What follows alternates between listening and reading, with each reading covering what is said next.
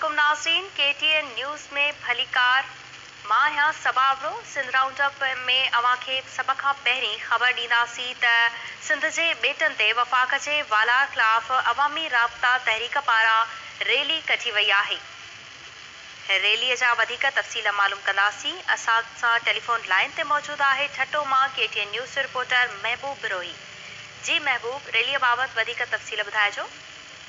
जी सभा ठटे में अज अवामी राब्ता तहरीक पारा सिंध के सामूंडी बेटन से वफाक के वाला तोड़े सिंध के वसीलन के फुल्लुर वाले मामले से एहतजाज रिकॉर्ड करायो वियो। मकली का ठटे ताईं मार्च करे एहतजाजी रैली कढी धरनो आयो वियो ऐं सख़्त एहतजाज कयो वियो। उन मौके अवामी राब्ता तहरीक जे मरकज़ी अगवानन सरवर पली जो तंजीला खासकेरी अमजद पली जो सां गॾोगॾु कोपरस अगवान नवाब खान दौर, वो भी अवामी तहरीक के मरकज़ी अगवान अशरफ पली जो समेत पुरत मज़ामत के सलमान जाखड़ो ऐं ॿिया जेके अगवान आहिनि उनजी अगवानी में मकली खां ठटे ताईं एहतजाजी पैदल मार्च करे एहतजाज रिकॉर्ड करायो वियो। एहतजाजी धरणो हणी सख़्त नारेबाज़ी कई वई। एहतजाज में मुख़्तलिफ़ सियासी समाजी तंज़ीमनि जे कारकुन समेत औरतनि जे वॾे अंग शिरकत कई। उन मौके ते एहतजाज खे ख़िताब कंदे अगवाननि चयो त सिंध जे सामूंडी बेटनि ते वफ़ाक़ हिकु आर्डर जे ज़रिए कब्ज़ो करणु चाहे थो ऐं उन हवाले सां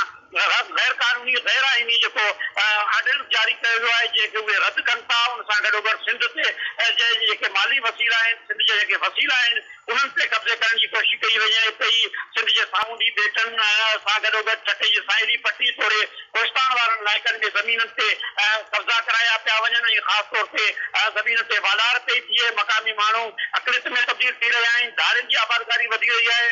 उन मौके ते गॾियल तौर ते करारदाद मंज़ूर कंदे घुर कई वई त सदारती आर्डर जेको बेटनि जे वालार जे हवाले सां उनखे फौरी तौर ते ख़तमु कयो वञे, उनखे वापसि वरितो वञे। उन सां गॾोगॾु सिंध जे माली वसीलनि ते सिंध जे जेका मामला आहिनि उन्हनि ते वफ़ाक़ पंहिंजी पॉलिसी वाज़े करे सिंध जे माण्हुनि जा जेके ख़दशा आहिनि या तहफ़ुज़ात आहिनि उनखे दूर करे ॿिए सूरत में एहतजाज जो दाइरो वसी कयो वेंदो ऐं उन सां गॾोगॾु सिंध जा जेके मुख़्तलिफ़ सिंध जूं जेके धुरियूं आहिनि, कोपरस धुरियूं, सियासी धुरियूं एहतजाज में आहिनि। अवामी तहरीक अवामी राब्ता तहरीक उन्हनि सां गॾु हर जदोजहद में गॾु हूंदी। जी महबूब बिरोही, तफ़सील ॿुधाइण लाइ तव्हांजी वॾी महिरबानी।